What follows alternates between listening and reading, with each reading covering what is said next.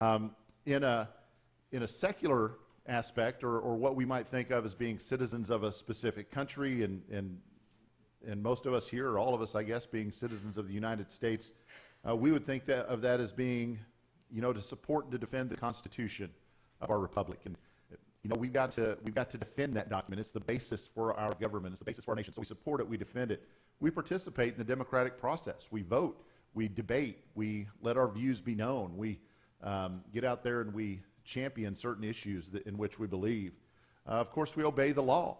You're not a very good citizen if you don't obey the laws of the nation in which you live. And also, we respect the rights of others. That there are some things which the law mandates we must do for others, and then there are lots of areas where people have rights, and we need to respect those rights, and the fact that we may do something differently than them in order to be a good citizen, we still respect the right that they can choose another path or they can choose another way. Doesn't mean we don't try to convince them of the way that we live or the way that we walk, but we respect their right to have a different opinion. Well, we have some duties as well in regards to our citizenship, which is in heaven. And so, looking at a few passages this morning, look first at 1 John chapter 1, verses 6 and 7. 1 John chapter 1, verses 6 and 7, John writing says, "If we say that we have fellowship with him and yet walk in the darkness, we lie and do not practice the truth. But if we walk in the light, as he himself is in the light, we have fellowship with one another, and the blood of Jesus, his Son, cleanses us from all sins." Well, I think this passage has to do with citizenship. I think we could take that word fellowship. If we have fellowship with one another, what is it to be a citizen of these United States? Well, it means that we have a fellowship with those who are also citizens of the United States. There's a kinship, a brotherhood that exists between those who are citizens of the same nation. And so we have a fellowship. We have a citizenship with one another. And what is it, our duty then, dependent upon that citizenship? John says that we must walk as our King walks. If we have fellowship, then we will be walking as he walks. We will do the things that he does. We will mirror his values. We will mirror his actions. And so we will study the life of our King, and we will make our lives as similar to his as we can, because we want to model him as the perfect citizen, as the one who gives us that supreme example of what it means to be a citizen in God's kingdom. We want to make our actions as much like his as we possibly can, and it's our duty to do so. It's our responsibility to make our lives as much like him as we can. John says that we should walk in the light as he himself is in the light. That's our duty. That's our responsibility as good citizens in God's kingdom. Look also at Matthew chapter 6, verses 19 through 21. Matthew chapter 6, a familiar passage from the Sermon on the Mount. Jesus speaking says, "Do not store up for yourselves treasures on earth, where moth and rust destroy and where thieves break in and steal, but store up for yourselves treasures in heaven, where neither moth nor rust destroys and where thieves do not break in or steal.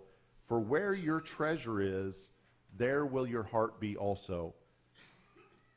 I think this tells us that as good citizens of God's kingdom, that we need to do the things that benefit the long-term health and prosperity of the kingdom. We put kingdom things first. Don't store up for yourselves treasures upon earth. Don't think about your immediate well-being. Don't think about the things that would be best for you just in that moment without thinking long-term about how it's going to affect your standing in the kingdom. What we need to do instead is think about that long-term standing in the kingdom and do things that benefit what it means to be a citizen for life, or a citizen for all of eternity in that kingdom. And so we are doing things that store up treasures in heaven, in that heavenly kingdom where our citizenship ultimately is founded. And even if that means costing us things in our earthly existence where our earthly citizenship is, that's okay, because we're making a trade, and we're trading to ensure that our future citizenship is taken care of, that our future kingdom is well established. So we don't worry about the here, we don't worry about the now, we worry about eternity, and we take care of those things first.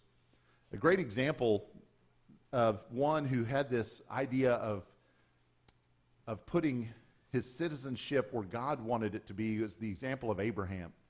If you look at Hebrews chapter 11,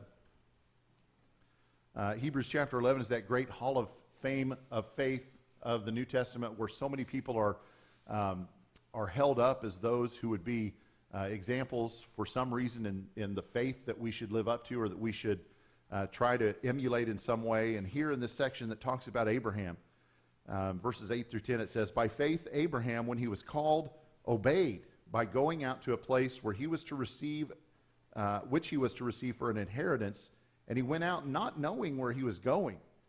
By faith he lived as an alien in the land of promise, as in a foreign land, dwelling in tents with Isaac and Jacob, fellow heirs of the same promise, for he was looking for the city which has foundations, whose architect and builder is God."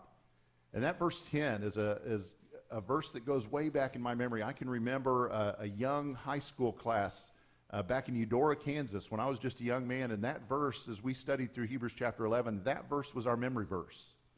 And I can remember that verse. We used a different translation back then. It says, "Whose builder and maker is God," instead of "whose architect and builder is God." So I always get backwards on those words. But Abraham was looking for a city which had foundations. Went away from that because he was looking for a city whose builder and maker was God. And though that city was technologically advanced for their day, it wasn't the city that he considered to be his permanent home, even though he had lived there for 75 years. And so he left that place and he went to a land where he dwelt in tents. He lived as a nomad for the remainder of his life because ultimately his citizenship was not bound to this earth. His citizenship was bound to heaven.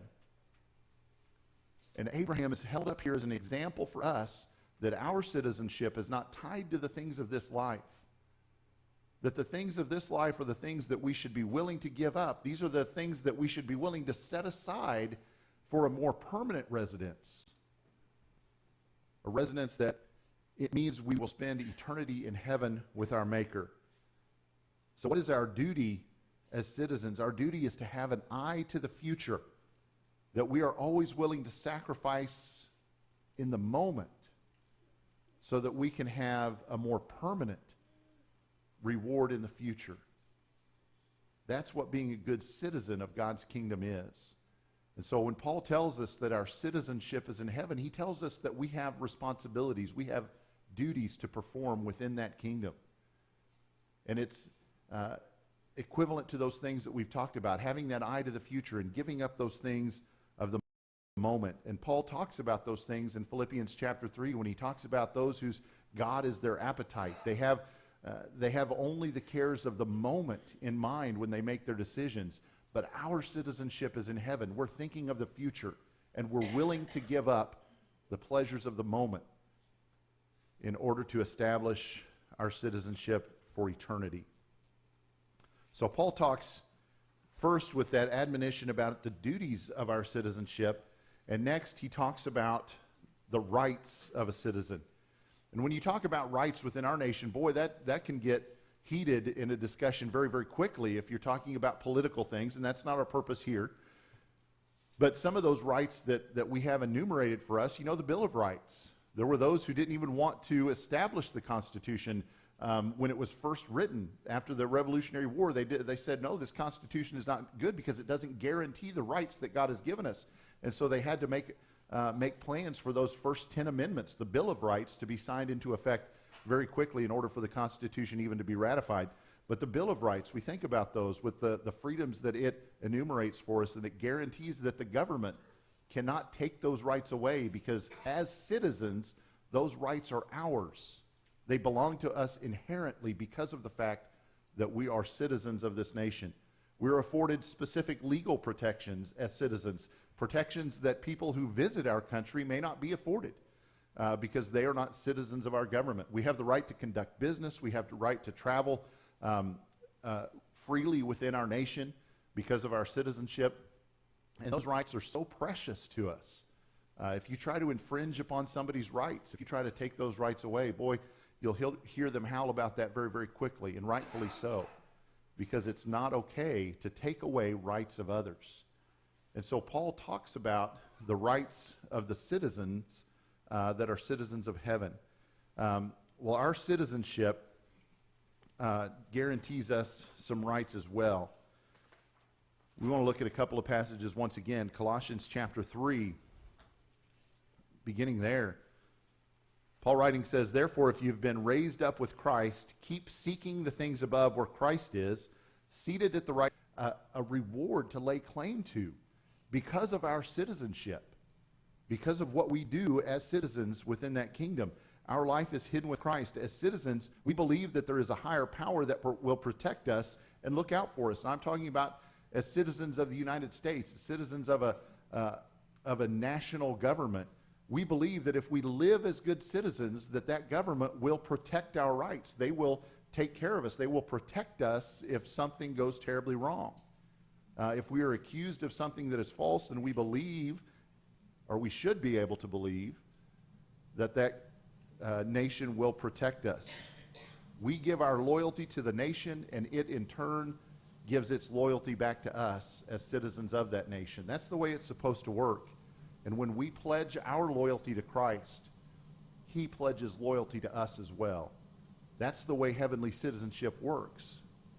We become a citizen of that kingdom, of that heavenly dominion, and Christ claims us as his own. And he says, "Those are my people, and I will take care of them.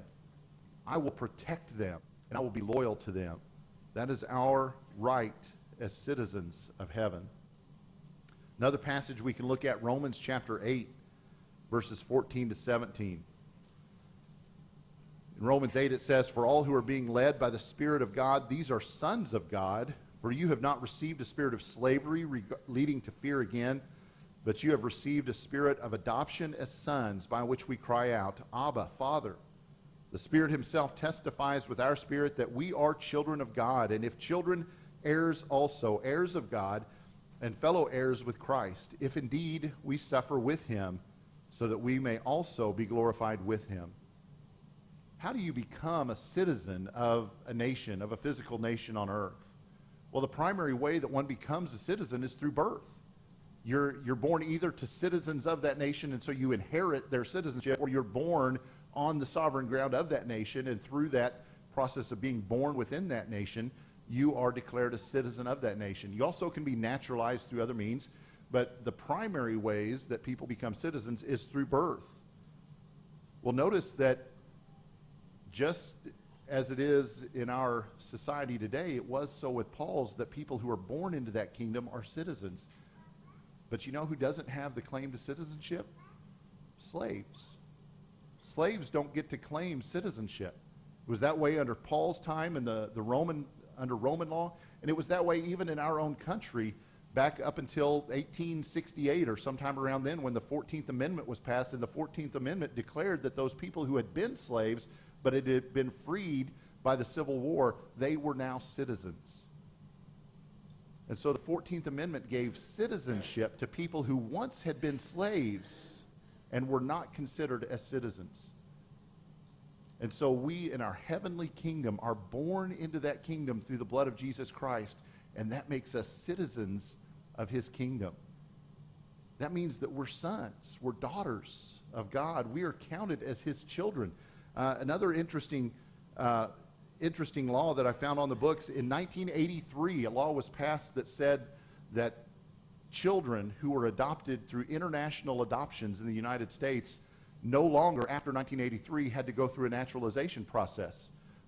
Upon their adoption, they were declared full citizens of the United States. People who were adopted internationally before 1983 had to go through a process of naturalization, even if they were adopted as infants. My sister, a number of years ago, adopted a baby from Russia. And upon the completion of that adoption, my niece is a citizen of the United States, just like you and I are, because she was adopted into our country.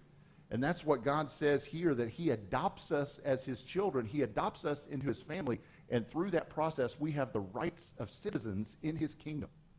What a tremendous gift he has given us, that there's not some formal ceremony that we have to go through. There's not some long process of taking classes or some way of proving our loyalty to him or whatever. It's a simple matter. We declare that we are his children, and he declares that we are his children, and we become his children, and we are adopted into that heavenly kingdom through the blood of Christ that comes about at our baptism. We become his children and citizens of his kingdom. Our passage also in Philippians chapter 1 that we want to look at, Paul says in Philippians 1 verses 21 to 24, he says, "For me to live is Christ, and to die is gain." There is that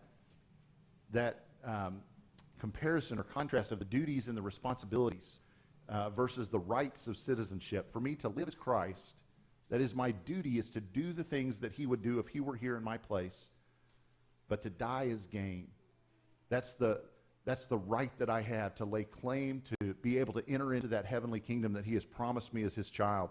For me to live is Christ, to die is gain. But if I am to live on in the flesh, this will mean fruitful labor for me, and I do not know which to choose, but I'm hard-pressed from both directions, having the desire to depart and be with Christ, for that is very much better, yet to remain on in the flesh is more necessary for your sake.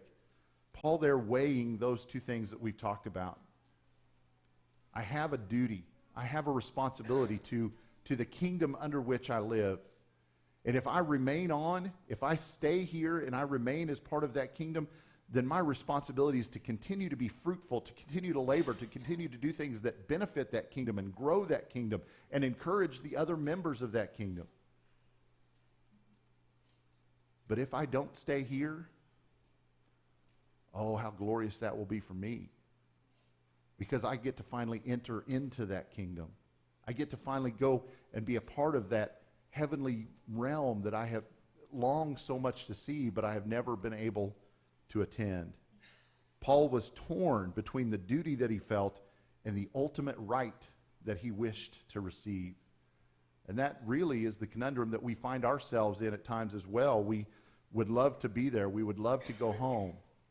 And yet we are here. And while we are here, we have duties. We have responsibilities. And we need to make sure that we're taking those seriously and undertaking those. Country or a third world country, whether it was to a beautiful place or a barren place, it really makes no difference. If you've traveled out of our country, then I would imagine that you know the anticipation of coming home. That there's a time when it's exciting, it's new, it's fresh, it's fun to be somewhere else, but through most of that trip, at least if you're like me, you're thinking about, won't it be nice to be home again? Won't it be nice to be back around the people that you know, the things that you know, the scenery that you know? Won't that be a nice experience to be back home? You know, we're citizens of a land that we have never visited. We're citizens of heaven. And we've never been there. But won't it be nice to go home? Won't it be nice to be able to step through those gates and to enter into that kingdom that God has prepared for us? To see the things that he has set aside for us, to see the things that he has laid for us as our home. If you're with family members, there was one time when we came home from Honduras and the flights got all messed up, and we all made it back into the States at the same time, but we didn't all make it home at the same time. It got spread out over more than a day that they were kind of trickling us out in flights as they had the opportunity. And wasn't it great when we got the final word that the last group of folks were home and we were all there together? Are you preparing for that homecoming by trying to invite people along to go with you? By telling people about the God who is preparing a place and that he is doing now?